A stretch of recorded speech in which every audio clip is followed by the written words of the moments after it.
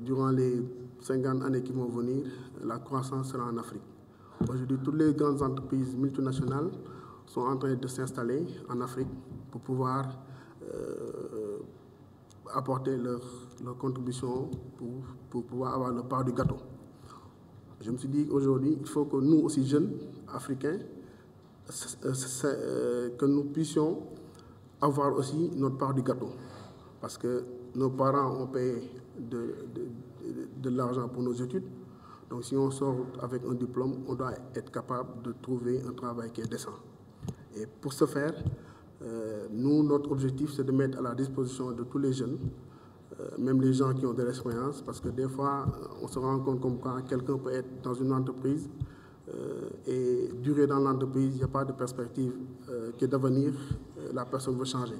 Nous, aujourd'hui, on accompagne toutes les personnes qui ont envie de changer ou bien qui ont envie d'avoir un certain niveau, de pouvoir avoir un travail qui correspond à ce qu'on veut faire. Parce que moi, je dis tout le temps, il faut éviter de faire un travail par défaut.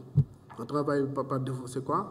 C'est qu'aujourd'hui, moi, je n'ai pas de travail, bon, je prends tout ce qui vient. Donc, bon, j'ai un travail, mais ça ne va rien rapporter parce que si moi, je fais des études en finance et je travaille dans la menuiserie, ça n'a pas de sens.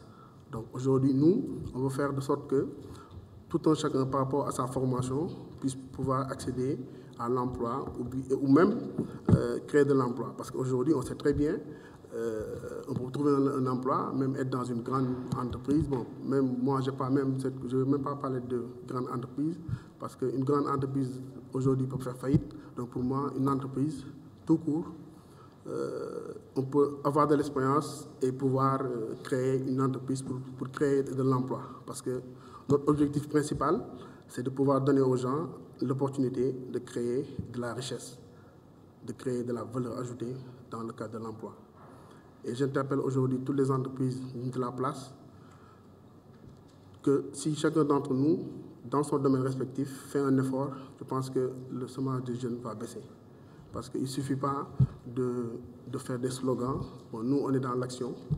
Bon, moi, je l'ai toujours dit, je suis dans l'action, donc je préfère poser des actes qui vont me permettre et que les gens pourront voir et savoir que ça, c'est des choses qui sont palpables. Parce que l'emploi des jeunes, c'est vrai qu'il y a beaucoup de structures qui tournent autour de tout, mais aujourd'hui, je pense qu'une initiative privée qui vient avec des actions qui sont concrètes va donner un résultat qui est palpable. Donc, c'est ça notre objectif. Et comme on a vu le voir dans la présentation, l'intégration régionale africaine de la CEDEAO doit être une réalité dans le cadre de l'emploi. Parce que je ne suis pas d'accord que les gens, au niveau des frontières, il n'y a pas de limite, on peut bouger, mais pour trouver un emploi dans notre pays, ça soit un souci. Donc nous essayons de mettre en place la plan ADOJOB dans tous les pays de la sous-région pour permettre quelqu'un qui a envie de partir en Côte d'Ivoire pour bosser là-bas ou bien trouver de l'emploi là-bas, puisse partir dans les mêmes conditions et être installé dans de bonnes conditions. Donc, et les services qu'on va faire, comme je l'ai dit, on va faire du coaching. Parce que le coaching, ce sera pour les jeunes qui n'ont pas d'expérience. On va essayer de leur inculquer certaines valeurs. Parce que l'entreprise a une façon de fonctionner. Aujourd'hui, bon, les jeunes, certains d'entre eux pensent que bon, je suis diplômé, ça suffit. Alors que ce n'est pas ça. Aujourd'hui, le diplôme, c'est peut-être 25% de tout le parcours.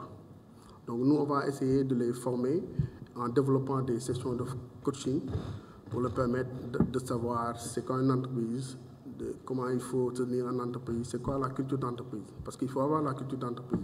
Il faut avoir le sens de la hiérarchie. Parce qu'il y a beaucoup de jeunes, ton supérieur te dit fais ça, bon, ils disent qu'il ne doit pas me dire ça. Alors que c'est comme ça que l'entreprise fonctionne. Donc on essaiera de mettre en place vraiment des outils qui vont permettre aux jeunes, ou bien à tout un chacun, d'avoir une autre approche de la recherche d'emploi et d'être productif et de créer de la valeur. Parce que c'est surtout, il faut qu'on puisse créer de la valeur. Parce qu'aujourd'hui, on a la chance d'être dans un pays qui est stable. On n'a pas certaines crises comme dans d'autres pays de la sous-région. Donc cette chance-là, il faut qu'on puisse la tenir, il faut qu'on puisse en profiter et permettre aux jeunes d'accéder à un niveau supérieur pour les générations futures, parce que c'est important, quoi.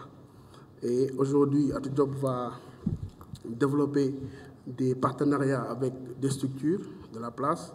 Bon, monsieur le directeur général, l'ANPEJ, c'est mon partenaire privilégié dans ça, parce que c'est l'emploi jeune qui vous intéresse.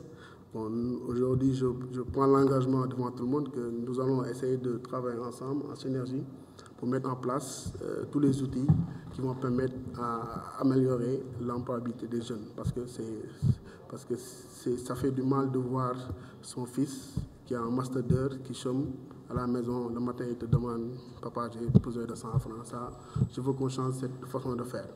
Donc, on va mettre en place des outils qui vont permettre vraiment de donner un sens à l'engagement de tout un responsable que doit faire au Sénégal. Je vais terminer aussi pour remercier mon partenaire, le cabinet d'Imozac. Bon, j'ai d'autres partenaires qui sont dans la salle, qui vont accompagner le projet Atou Diop, parce que pour moi, Atou Diop, c'est une famille. C'est une famille, donc aujourd'hui, toutes les entités qui pourront accompagner Atou Diop seront les bienvenus. Donc on n'a pas de restrictions, on n'a pas de limite par rapport à ça, parce que je pense que c'est une initiative qui est privée et aussi qui est citoyenne. Parce que quand on essaye de créer quelque chose pour la jeunesse de son pays, je pense qu'on n'est pas plus citoyen que ça. Et gratuitement. Parce qu'aujourd'hui, je le redis, que la plateforme est gratuite, sera gratuite et restera gratuite. Donc, et pour en finir, je vais remercier DG de votre présence, le fait de vouloir présider cet événement.